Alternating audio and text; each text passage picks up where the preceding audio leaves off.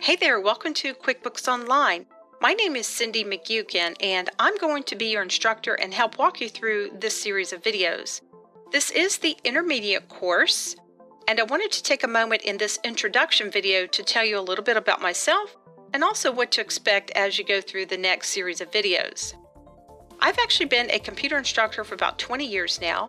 I teach a lot of different software packages, but QuickBooks is one of my favorites.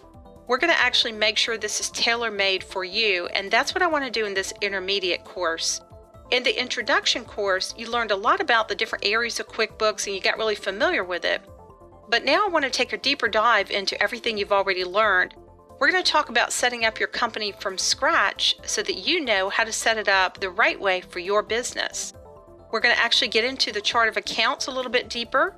You learned in the introduction course what the chart of accounts is, and you got familiar with the different types of accounts, but now we're going to actually go through and tailor-make this for your business.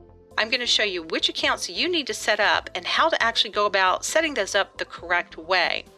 Once we get through that, we're going to be looking at working with your customers and your jobs a little bit deeper.